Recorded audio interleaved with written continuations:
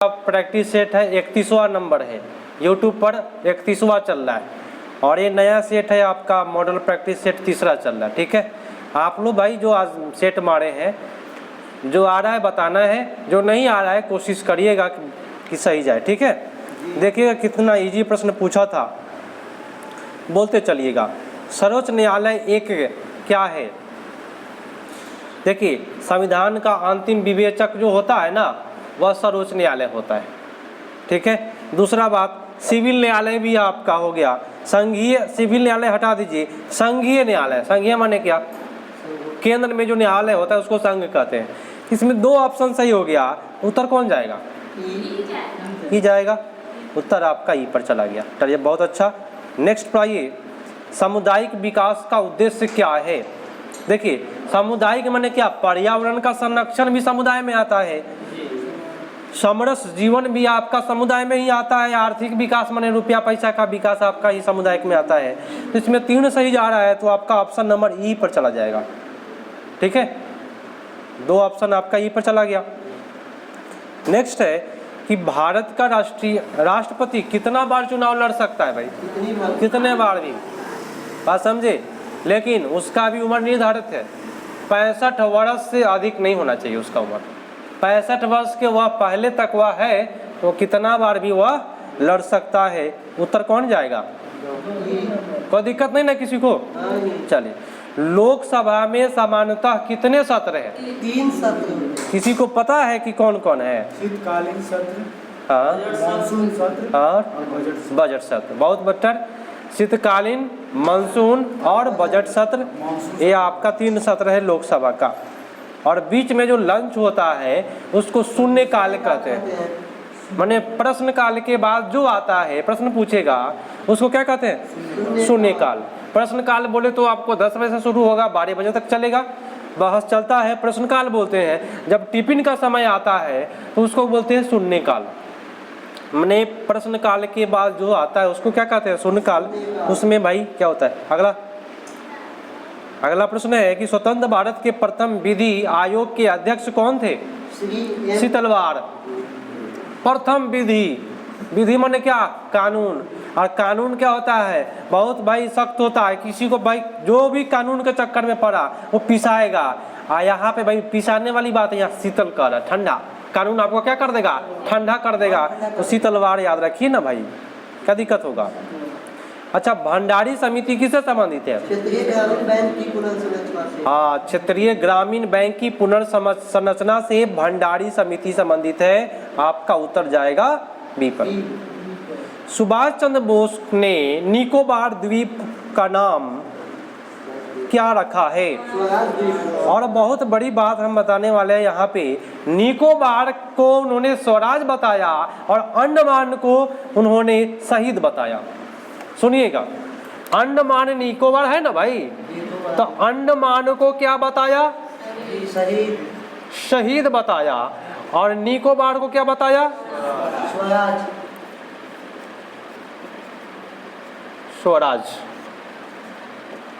स्वराज। ठीक है, याद रखिएगा, अंडमान को उन्होंने शहीद द्वीप बताया और निकोबार को स्वराज द्वीप बताया।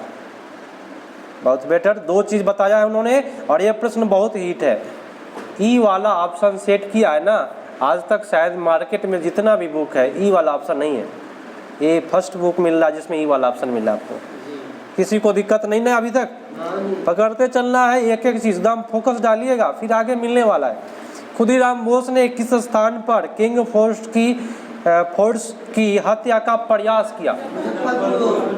उसके पूरे बाल बच्चा खानदान को उड़ा दिया भाई, है ना। बरगद के पेड़ पर बैठे थे बेचारे और रोज देखते थे कि कड़वा उनका कब आता है जाता है। और उस दिन भाग संजोग था, उसका पूरा खानदान बैठल था, ऊपर से बम पटक दिए, पूरा खानदान उड़ गया, वे बेचारा बच गया। और इनका 13 वर्ष के थे ना, याद रखिएगा। एक प्रश्न बताते हैं, कितने वर्ष के थे खुदीराम? 17 वर्ष के थे। एक और प्रश्न पूछता है कि जब भगत सिंह बम फेंके थे उस समय में उनका उम्र कितना था? 21 साल की, 21 साल से ज़्यादा कि 21 साल से कम? 21 साल से कुछ ज़्यादा। उनका ज़्यादा, थोड़ा सा कुछ ज़्यादा था। याद रखिएगा, ये प्रश्न पर फोकस करिएगा, मिलने वाला है आपको। आज़ाद दस्ता बिहार में किस आंदोलन के दौरान सक्रिय रहा? सविनय अवज्ञा आंदोलन। हाँ, याद रखिएगा, सविनय अवज्ञा आंदोलन नहीं, याद रखिएगा एक और चीज़, भारत छोड़ो आंदोलन इसका होगा उत्तर, इसको सुधार करिएगा आप लोग। आज़ाद दस्ता की बात कभी भी करे, भारत छोड़ो आंदोलन के दौरान सक्रिय रहा। ठीक है, यहाँ उत्तर सुधार कर लीजिएगा आप लोग। 1942 ईस्वी में किस त्यौहार के अवसर पर जयप्रकाश नारायण हजारीबाग जेल से निकल कर भागे थे? दिवाली का दिन था, दीपावली का, उनको फटाका उड़ाने का मन किया ना। आइए अगले पर, राजेंद्र प्रसाद संविधान सभा का सभापति चुना गया कब? हाँ, दिसंबर 1946 ईस्वी को चुना गया। और उसके पहले कौन थे? तो सच्चिदानंद सिन्हा थे। इस बात पर फोकस डालिएगा, आपको आगे मिलने वाला है प्रश्न। पूछेगा कि भाई किनके बाद राजेंद्र प्रसाद का चयन हुआ है? तो सच्चिदानंद सिन्हा के बाद। नेक्स्ट, सीमांत गांधी किनको कहते हैं? खान अब्दुल गफ्फार। हाँ, खान अब्दुल गफ्फार खान। तो यहाँ लिखा हुआ है बी ऑप्शन, अब्दुल गफ्फार खान। कोई दिक्कत? अच्छा, बंगाल विभाजन के विषय में किसने कहा कि विभाजन हमारे ऊपर बम की तरह गिरा? सुरेंद्रनाथ बनर्जी साहब बोले कि विभाजन जो था, ये बंगाल विभाजन 1905 ईस्वी में लॉर्ड कर्जन के समय में हुआ था, ये किसके तरह गिरा? बम की तरह गिरा हमारे ऊपर। तो सुरेंद्रनाथ बनर्जी। देखिए, ये सेट ऐसा सेट बनाया है, इसमें पूरा 1857 का क्रांति को पकड़ के चला है और साइंस 9th 10th को पकड़ के चला है। इसको करना बहुत बेटर है, ठीक है? इसलिए आप लोग का रास्ता भटक नहीं रहा है, आप लोग रास्ते पर हैं। और बाकी आप लोग होमवर्क कर रहे हैं, करते रहिए। सरदार उधम सिंह ने किसे मारा था? ओ डायर को मारा था, जनरल डायर को नहीं मारा, माइकल ओ डायर, क्योंकि ओ डायर ने आदेश दिया था, उसी को मारा था, गोली चलाने का आदेश। बारदोली सत्याग्रह का सफल नेतृत्व किसने किया? वल्लभ भाई पटेल। सरदार वल्लभ भाई पटेल। तो प्रश्न पूछता है कि सरदार वल्लभ भाई पटेल को सरदार की उपाधि किसने दिया? महात्मा गांधी। लेकिन बारदोली के महिलाओं ने दिया था महात्मा गांधी को, और महात्मा गांधी अपने हाथ से उनको थमा दिए, माने महिलाओं के द्वारा दिया गया था। लेकिन आता है महात्मा गांधी। आइएगा कि गांधी इरविन समझौता कब हुआ? 1931 ईस्वी में। और पुणे पैक्ट की बात करें तो 32 ईस्वी में हुआ है। क्लियर करते चलिएगा, एक दो प्रश्न हम अलग से भी बताएंगे, ठीक है? इतना भंडार हो जाएगा कि आप लोग खुद से अपने आप से भी प्रश्न निकलने लगेगा, ठीक है? अब आइए, ये तो आपका मैथ लग रहा है क्या? 26 पर आ जाए, चलिए।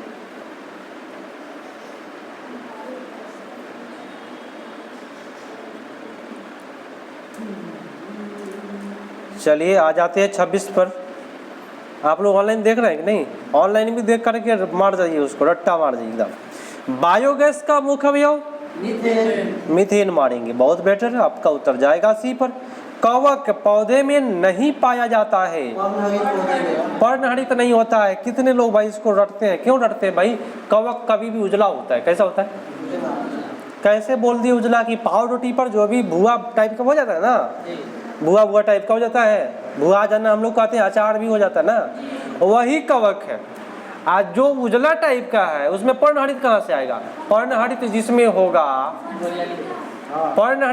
होगा वह हरा रंग का होगा। पौधा क्या होता है? हरा रंग का होता है। तो जिसमें पर्णहरित होगा वो क्या होगा? हरा रंग का होगा, ठीक है? तो कवक में पर्णहरित होगा? कभी भी नहीं होगा कवक में, इष्ट में नहीं होता है। कवक बोले तो क्या? इष्ट। पौधा अपना पोषक तत्व मुख्यतः किससे प्राप्त करता है? मृदा से, मिट्टी से प्राप्त करता है। बहुत बेटर। लाल रक्त कणिकाएं विहीन जंतु बताना है। केचुआ को जब मारिएगा कहला, माने मान लीजिए किसी वर्ष अगर वो कुचरा जाए तो उसमें से लाल ब्लड नहीं निकलता है तो क्या हो जाएगा? आपको तो केचुआ हो जाएगा। इस प्रकार का प्रश्न रटने वाला नहीं ना है। हाँ भाई, कितना बार हम आपको पढ़ाए कि भाई साइंस को रिपीट भी करवा रहे हैं आप लोगों से। पूछ रहा है क्या एंजाइम क्या होता है? प्रोटीन होता है। जितना भी एंजाइम, अधिकतर एंजाइम आपका प्रोटीन ही होता है। किसी को दिक्कत नहीं ना है? नहीं। आगे बताइएगा कि सबसे पहले टीकाकरण की शुरुआत किसने किया? एडवर्ड जेनर साहब थे। कौन थे? एडवर्ड जेनर साहब, जिन्होंने सबसे पहले टीका का खोज किया है। अगले पर आ जाइए। वॉशिंग मशीन का कार्यकारी सिद्धांत किस पर है? इस पर बताए थे, वॉशिंग मशीन बताए थे। रही जो चलता है, मक्खन निकालने का काम जो होता है वो भी अपकेंद्री बल होता है। माने जो बाहर की ओर फेंकने का काम करे वो अपकेंद्री होता है। तो मौत का कुआं अभिकेंद्री। साइकिल तिरछा घुमाते हैं अपकेंद्री। ठीक है। प्रकाश की गति निम्न में किस माध्यम में न्यूनतम होता है? बताए। सबसे कम प्रकाश किस में चलेगा? तो याद रखिएगा जल कांच। हाँ, इसमें कांच हो जाएगा। सबसे कम चलता है प्रकाश इसमें, 2 × 10⁸ मीटर प्रति सेकेंड चलता है। जल में 2 दशमलव कुछ चलता है। तो इस प्रकार से आपका उत्तर जाएगा कांच। 33 का उत्तर बी पर। अगर कहेगा ध्वनि सबसे ज्यादा किस में चलता है? इस्पात में। इस्पात में, निर्वात में नहीं। सबसे कम चलता है तो निर्वात में ध्वनि, और ध्वनि सबसे ज्यादा चलता है तो इस्पात में। इस्पात नहीं दे तो ठोस में। क्या में?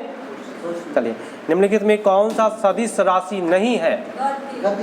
गति जो है माने चाल सदिश राशि नहीं है। जिसमें व रहेगा वह सदिश होता है अधिकांशतः। इस प्रकार से भी लोग पकड़ते हैं।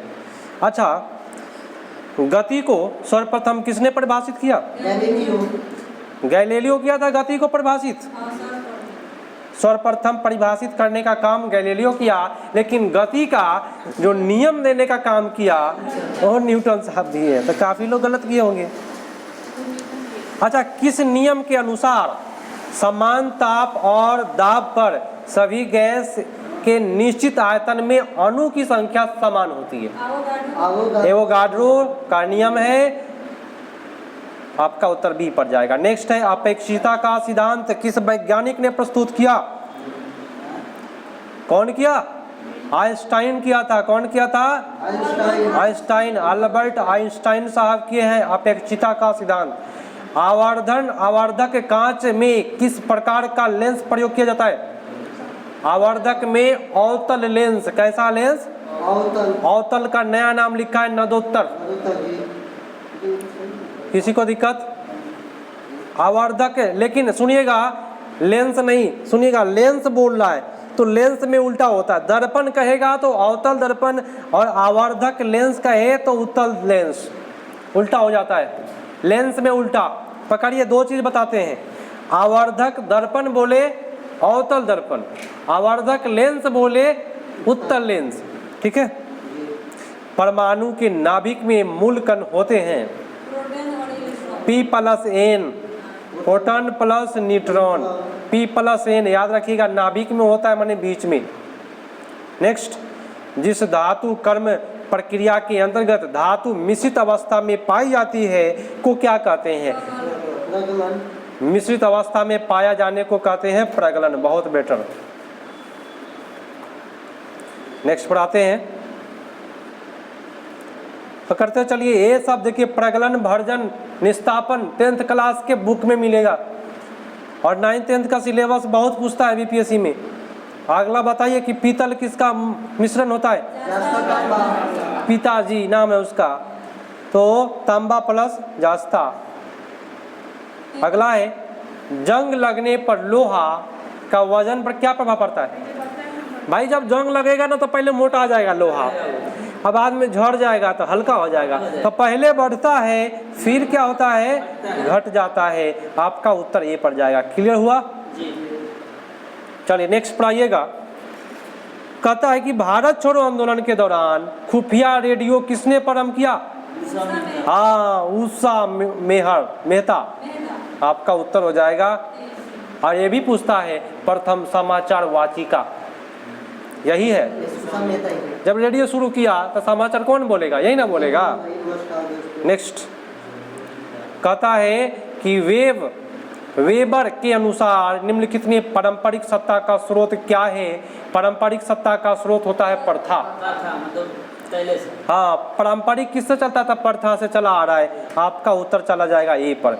नेक्स्ट है, कहता है कि पृथ्वी की आंतरिक परत नीफे, नीफे, नीफे बोले तो क्या? NI या FE, तो निकेल और क्या? लोहा, लोहा को बोलते हैं फेरम। आपका उत्तर जाएगा बी पर। कोई दिक्कत नहीं ना है? पूरा सिलेबस पकड़ करके दिया हुआ है BPSC का 9th 10th का। सरगसो सागर एक हिस्सा है किसका? नहीं, उत्तरी, उत्तरी में मारेंगे। सरगसो सागर उत्तरी अटलांटिक। और एक प्रश्न मैं और बता देता हूँ, ये सहारा जो रेगिस्तान है, सुनिएगा ध्यान से, फोकस डालिएगा इस पर। सहारा रेगिस्तान दक्षिणी अफ्रीका कि उत्तरी अफ्रीका? हाँ, उत्तरी अफ्रीका। इसको भाई फंसाने वाला प्रश्न देता है। तो सरगसो भी आपका क्या है? उत्तरी अफ्रीका तो नहीं है, यहाँ पे अमेरिका है ना। चलिए, भारत अटलांटिक है, अटलांटिक था। हाँ, भारत और चीन के बीच सीमा रेखा मैकमोहन, बहुत बेटर। और एक कल पूछा था प्रश्न, कौन सा पूछा था? करेवा नहीं ना पूछा था, एक रेखा पूछा था कुछ, मनरहीम पूछा था। क्या क्या पूछा था? मैगिनॉट पूछा था। फ्रांस और जर्मनी के बीच रेखा बनता है, मैगिनॉट पूछा था, याद रखिएगा इसको। कहता है कि करेवा किस प्रकार की खेती के लिए प्रसिद्ध है? बहुत बहुत अच्छा है, करेवा केसर, याद रखेंगे। और भारत में जम्मू कश्मीर, कहाँ पे? तंबा कहाँ? खेतरी, राजस्थान। और कोयला झारखंड, झरिया, ठीक है। हीरा कहाँ? पन्ना, ठीक है। यूरेनियम कहाँ? जादूगोड़ा। अगला प्रश्न, सारे प्रश्न पूछे जाएंगे आपको, जितना मैं बोला हूँ सेट में मिलेगा। भारत का कौन सा राज्य थोरियम के लिए प्रसिद्ध है? केरल, बहुत बेटर। केरल जो है वह थोरियम के लिए प्रसिद्ध है। जब हम भूगोल लिखाए थे उस समय लिखवाए हुए थे, एक बार जरूर लिखवाए थे, उसको देखिएगा। भारत का एक राज्यपाल अपने कृत्य के लिए उत्तरदायी होगा। याद रखिएगा, राज्यपाल का दोस्तवा होता है राष्ट्रपति। बात समझे? उत्तर जाएगा आपका डी पर। अगले प्रश्न पर आते हैं कि निम्नलिखित में से किसमें न्यूट्रॉन नहीं होता है? हाइड्रोजन में। और भाई कितना बार बताए कि भाई हाइड्रोजन की परमाणु संख्या 1 और द्रव्यमान भी लगभग 1 के बराबर होता है। तो न्यूट्रॉन भाई ऊपर में से नीचे घटाएंगे, क्या होगा? न्यूट्रॉन।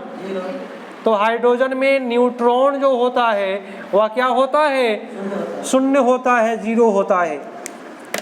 नेक्स्ट पर आइए, एंगस्ट्रम किसका इकाई है? तरंग दैर्घ्य का इकाई। आवृत्ति किसका है? हर्ट्ज का, बहुत बेहतर। अगला आवृत्ति आ गया, फिर से हम जो बोल दिए वो आ गया बगल में, हर्ट्ज में। नेक्स्ट है कि खालसा पंथ के संस्थापक कौन थे? नहीं, गुरु गोविंद सिंह थे। खालसा सिख वो अलग था ना। अगला, राजा राम मोहन राय ने मरने के बाद किसने ब्रह्म समाज में नई जान डाली थी? और वह केशव चंद्र सेन थे।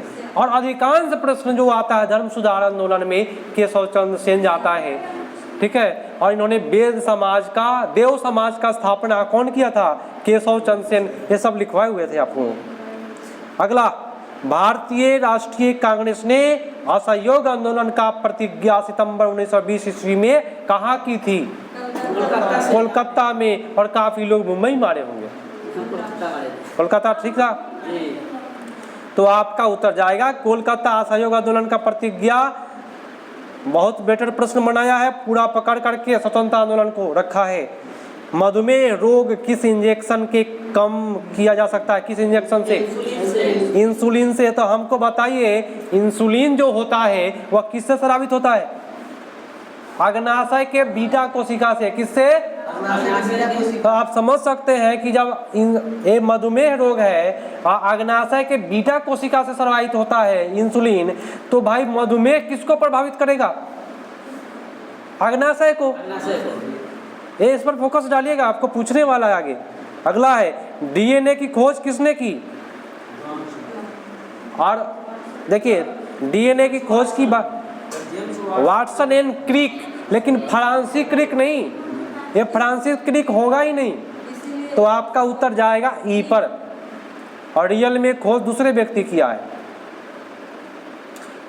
अच्छा, नेक्स्ट है कि बेरी बेरी रोग किस विटामिन की कमी से होता है? विटामिन बी के कमी से होता है, वो भी बी में B1 होता है। कौन सा? B1।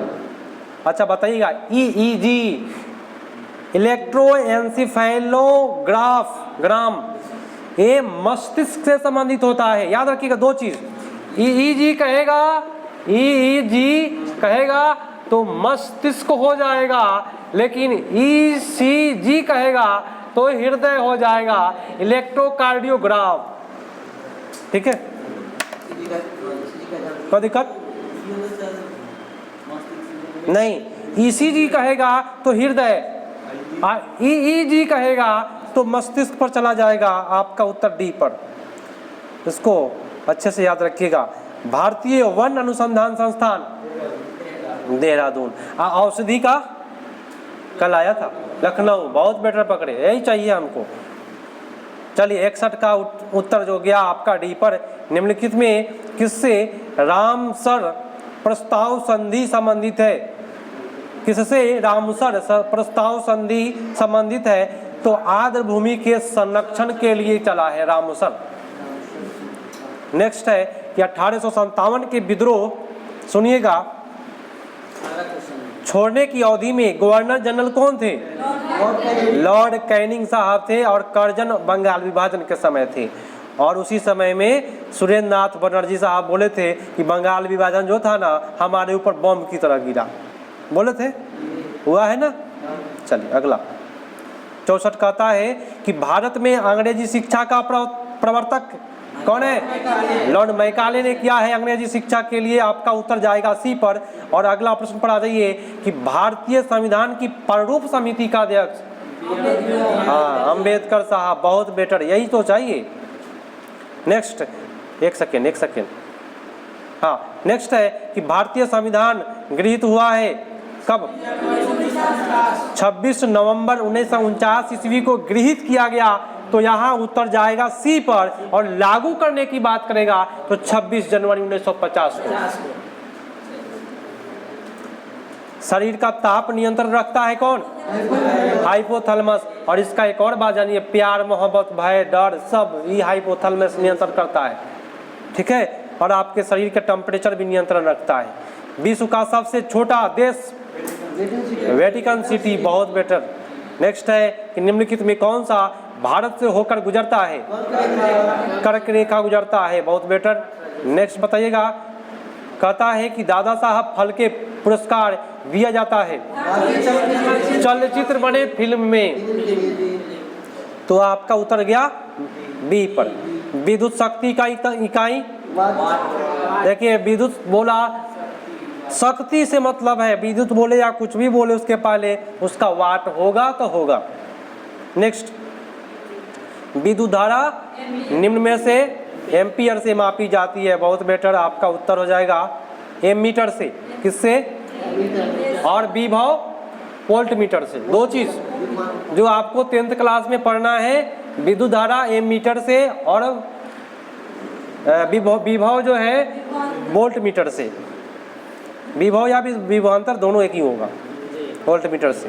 ग्रीन हाउस गैस का मुख्य घटक कौन है? देखिए मुख्य घटक की बात करता है, कार्बन डाइऑक्साइड भी है, मीथेन भी है, नाइट्रस ऑक्साइड भी है। इसमें दो से अधिक उत्तर जब जा रहा है तो आपका उत्तर कौन सा जाएगा? ई मारेंगे। अच्छा, आइंस्टीन को नोबेल प्राइज किस कार्य पर मिला?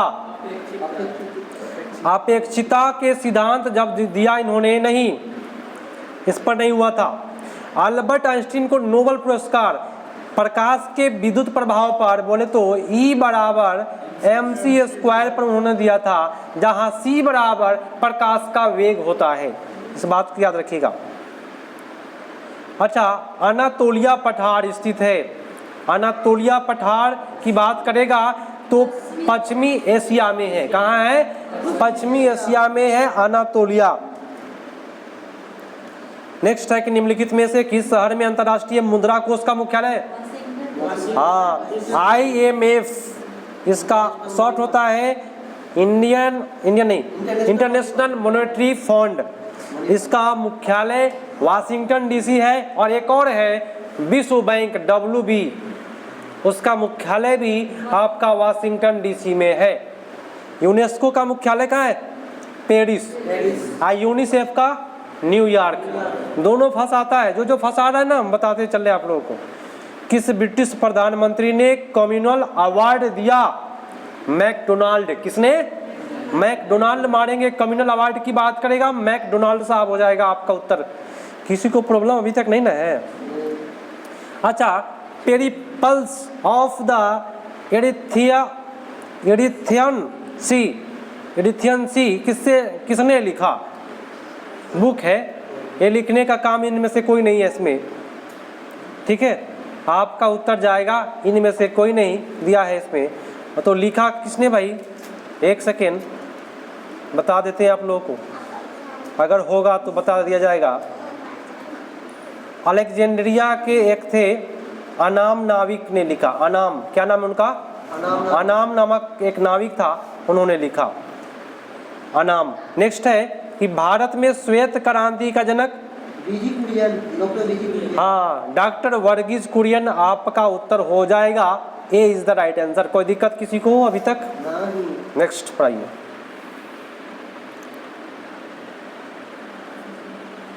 चलिए, कहता है कि भारतीय राष्ट्रगान पहली बार कब गाया गया? 1911 में। कहाँ पे? कोलकाता अधिवेशन में गाया गया। बहुत बेटर। नेक्स्ट पढ़ाते हैं, सुनिएगा ध्यान से। कहता है क्या कि भाई भारतीय संविधान सभा ने भारतीय ध्वज की रूपरेखा का अंगीकार कब किया? 22 जुलाई 1947 ईस्वी को ध्वज को अंगीकार कर लिया, शामिल कर लिया। मैगिनोट रेखा आ गया। मैगिनोट रेखा कहाँ है? फ्रांस और जर्मनी के बीच है। मैगिनोट रेखा फ्रांस और जर्मनी के बीच। और USA कनाडा एक ऑप्शन दिया है, वह 49वीं समांतर रेखा है। क्या है? 49वीं समांतर रेखा। और एक और है 38वीं समांतर रेखा, दक्षिणी कोरिया और उत्तर कोरिया के बीच है। इसको भी याद करके चलिएगा। भाखड़ा नंगल बांध स्थित है सतलज नदी पर। बहुत बेटर। आपका उत्तर 84 का बी पर चला गया। यही तो चाहिए। कहता है संपूर्ण क्रांति का आह्वान किया गया था किनके द्वारा? JP नारायण, जयप्रकाश नारायण साहब। और यही ना भागे थे, दिवाली के दिन भाग गए थे जेल से। केंद्रीय जल विद्युत शोध केंद्र कहाँ स्थित है? खड़गवासला। जल विद्युत शोध केंद्र खड़गवासला, याद रखिएगा। दुनिया का नवीनतम देश बता दीजिए? दक्षिण सूडान। और इसका दक्षिण सूडान की राजधानी कल बताए थे। नहीं, रोडेशिया नहीं है। चलिए कमेंट में आप लोग जरूर बताइएगा। दक्षिण सूडान की राजधानी कल हम बताए हुए थे। बहुत दो वर्ड है उसका, वही है। नया देश बना है, उसका 2 ही वर्ड में राजधानी है। इतना मैं हिंट्स दे दिया। प्रश्न कह रहा है क्या कि उस राज्य का नाम बताए जहां भारत का प्रथम राष्ट्रपति चुना गया। बिहार से चुना गया है। और कहेगा कि भाई प्रथम महिला प्रधानमंत्री विश्व में कौन बनी है? विश्व में सिमराव भंडार नायके श्रीलंका की है, वही है। 10वें सिखों के 10वें गुरु गोविंद सिंह जी का जन्म कहाँ हुआ? पटना में। इनका जन्म पटना में हुआ है, गुरु गोविंद सिंह जी का जन्म। अच्छा, ओलंपिक खेलों में किस खेल के लिए वाल बारकर कप प्रदान किया जाता है? वाल बारकर, मुक्केबाजी के लिए वाल बारकर। हाँ, तो भाई इसका ट्रिक बता दे। जी बताइए। वाल मने दीवाल, जी अब बारकर तोड़ देंगे है ना, दीवार तोड़ने में मुक्केबाजी। नेक्स्ट पर आ जाइए। कह रहा है क्या निम्नलिखित में एक हिंदुस्तानी शास्त्रीय गायक कौन है? उसका नाम है गंगूबाई हंगल, है ना, याद भी रहेगा आज के बाद। गंगूबाई। राष्ट्रीय स्मार्ट गवर्नमेंट संस्थान कहाँ स्थित है? स्मार्ट गवर्नमेंट संस्थान कहाँ स्थित है? हैदराबाद में स्थित है। ठीक है, चलिए एक सेकेंड।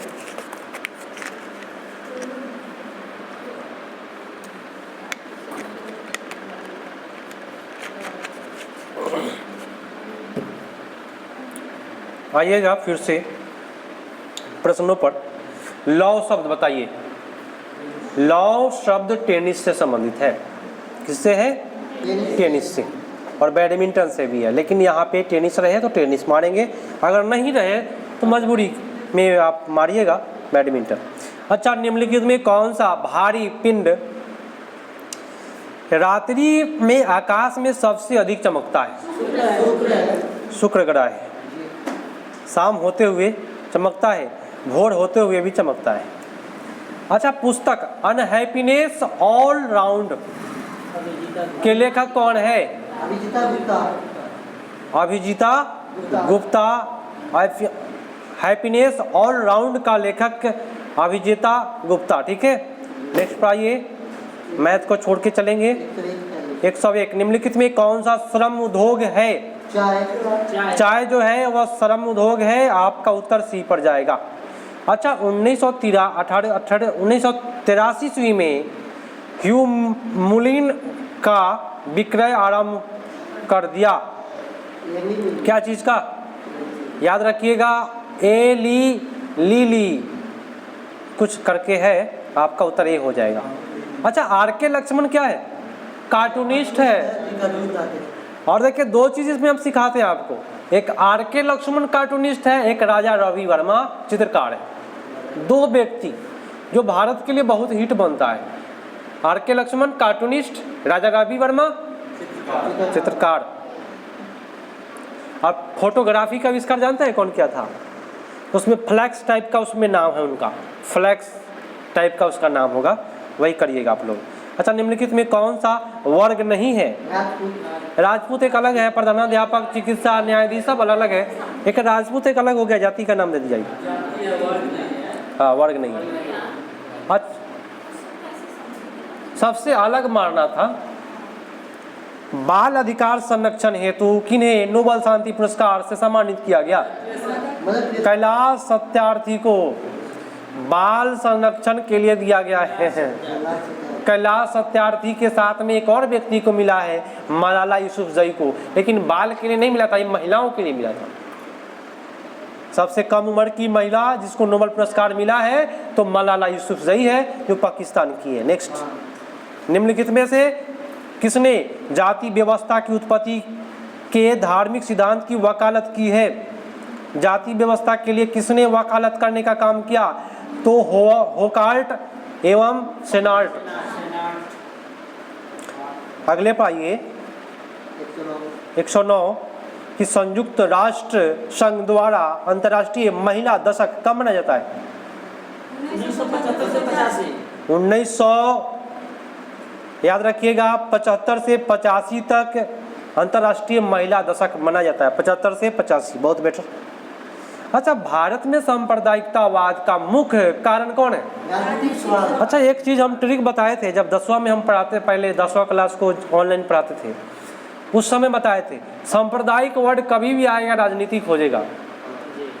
बात समझे? और इस प्रकार से भी हम सीटेट आप लोग बताएं कि ये वर्ड आएगा तो ये आएगा। जिस प्रकार से C.R. दास आएंगे तो मोतीलाल नेहरू आएंगे ना भाई। हाँ, इस तरह ट्रिक को इस्तेमाल करेंगे। आ जाइए अगले पर, और शायद बचा है कि नहीं? एक सेकेंड, थोड़ा सा हम भी छोटा हो जाए। कहता है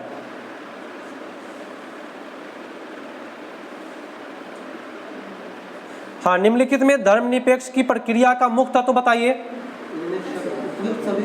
धर्मनिरपेक्ष का अगर कहेगा बात तो आपका उत्तर हो जाएगा उपयुक्त सभी। माने तार्किकता में वृद्धि होता है, धार्मिकता में विभेद होता है, उसमें धर्मनिरपेक्ष में दो चीज़ में ऑप्शन सही है, ए बी, और तार्किकता भी हो जाएगा, सभी हो जाएगा आपका उत्तर। ठीक है, चलिए बहुत अच्छा। नेक्स्ट है आपका मैथ है, शायद समाप्त हो गया है। टोटल समाप्त। हाँ, तो आप लोग इस सेशन को ऑनलाइन भी देखिएगा। और एक और चीज़ हम बता देते हैं कि जब ऑनलाइन देखिएगा तो जो बात मैं हम अलग से बोले हैं उन बातों पर ध्यान दीजिएगा। और एक और चीज़ याद रखना है, कमेंट करके सभी को बताना है कि भाई दक्षिण सूडान जो नया देश बना है उसकी राजधानी कहाँ है। ठीक है, दक्षिण सूडान की उस राजधानी बताना है। ठीक है, तो सेशन को समाप्त करते हैं यहीं पे।